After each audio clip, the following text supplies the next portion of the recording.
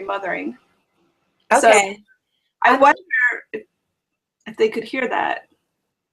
I'm not sure. I hope so. Sometimes I have this feeling like that Google strategically shuts out when we get to the most revolutionary point in our conversation. Oh my gosh. Yeah, because I felt like I was really, like, I really, you know, I was just by myself, but I was like giving it.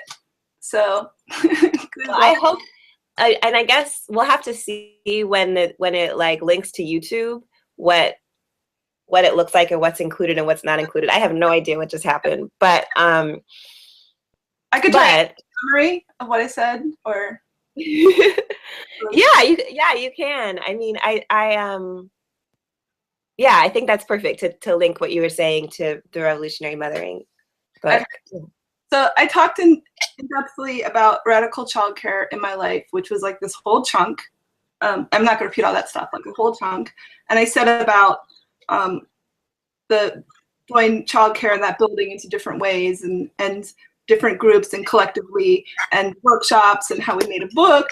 And that I had given a lot, but then at a certain point, I also realized, you know, a lot of my childcare activism, and it's not a bad thing, but it was addressing pain that I had of just knowing how hard it is to not be supported, and guilt sometimes, you know, like even now I would say that, and I'm pretty much over mother guilt, but I mean, but just I would say, you know, I can see how poverty impacts my daughter's life now as an adult, like childhood poverty, how it impacts her. And there's nothing, you know, there's also like a lot of good things I've done for her that impacts her, and she's amazing and she's so strong and she's powerful and she's creative. But that's how moms are. Moms feel bad sometimes about stuff their kids haven't had. So so I started to kind of seeing this stuff in me and seeing these pinpoints of pain that was also driving me in positive ways, but thinking like, hey, I should step back and like address my own self. Like it's time for me now. It's almost like 50 years old. This is like a really, I can feel it. This is a really special time for self-development and like really having so much, always putting my activism on children and mothering and stuff, but I need to develop myself as a woman in ways that are almost like adolescence. It's like I'm almost like starting over at like 21 or something. Like when I became a mom at 22, I'm almost doing things in my 20s. In some ways, it's a special time, and I want to take that time and just shower myself, you know, with different things. So I was saying that I don't think I was stepping away from caregiving, organizing. Not like I would never volunteer somewhere or do shifts or don't have it in my life, but I was stepping away from it as like a big organizer. But that you and Maya are so amazing, and I've told you this, I think a lot of times, like that I just feel that you're very, your vision and like, it's so important and it's so needed and it's so like revolutionary mothering. I just believe in it so much. And when Maya asked me if I wanted to come in as one of the co-editors, it's like, it's the only thing that I would have like put my love into because I think now for me, I'm getting more specific to always think about racism and classism. Like I'm getting more like, you need to name it, you need to, because there's times in my life I didn't, I have this very big open, or maybe I couldn't understand things all the way or something, but this is to narrow it, to be specific, and also to see as poor, not poor, I can't see that, but anyway, issues I've had, but I can see, you know, like my white privilege in zines, my white privilege in motherhood, my white privilege in welfare. It's like different things. And so to be a true revolutionary, like truly creating that world that we all want to live in, this book, this work, this is exciting. Like this is like, you know, like it's newly exciting to me. It's in the way that I wouldn't do other mothering type anthologies. I love the focus. I love that it's mothers of color and marginalized mothers centered, you know, and it's specifically you and Maya.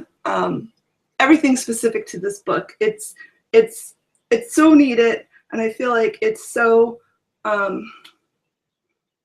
it's the perfect place for me to be with.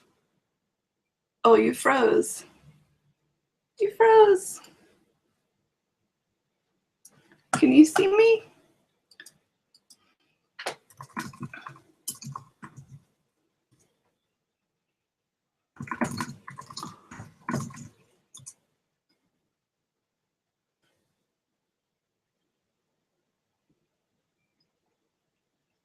Yeah, so I'm just, you are in this video call.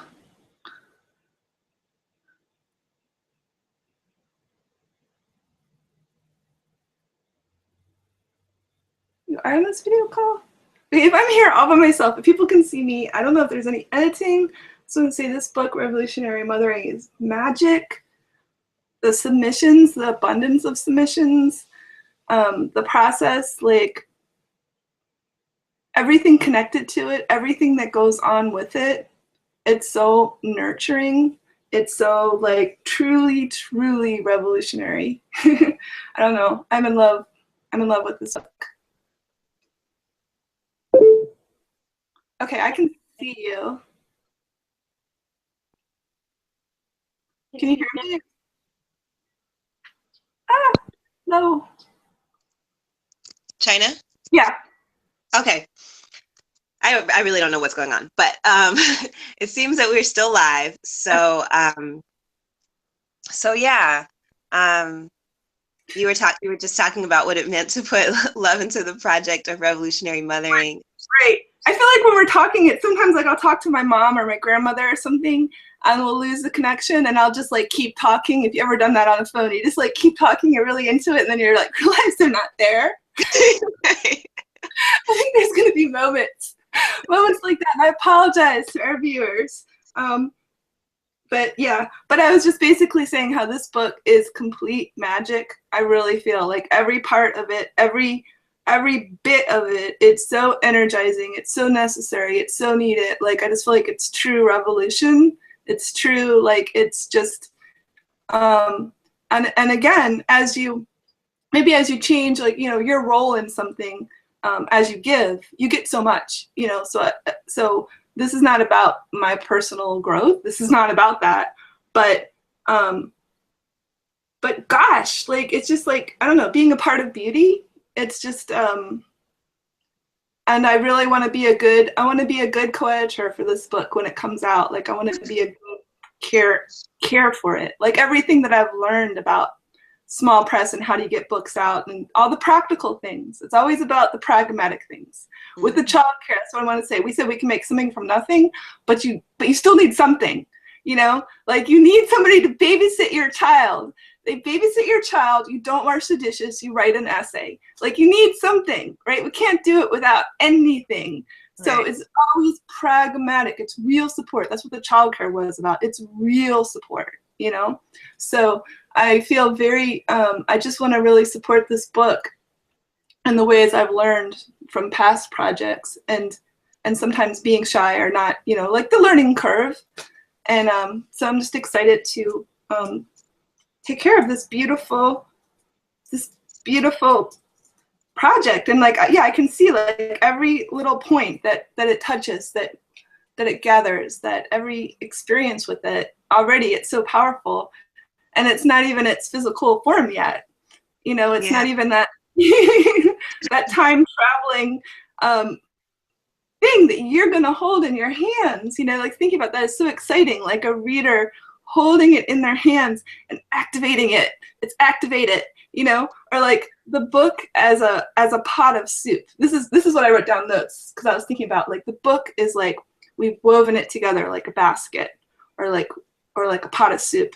Because there's all these wonderful things, right? And they're not all in the book. There's just some, you know, like, and it's part of something much bigger, right?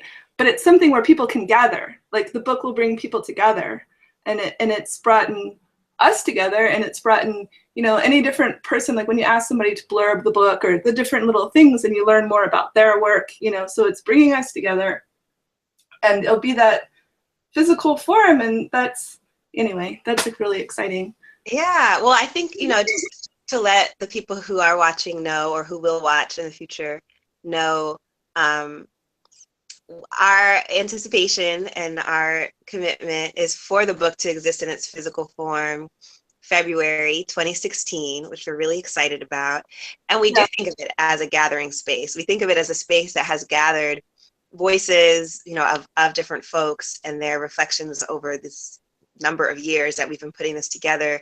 But we also want it to be a catalyst for more gatherings. So if you're watching and you're thinking you would love a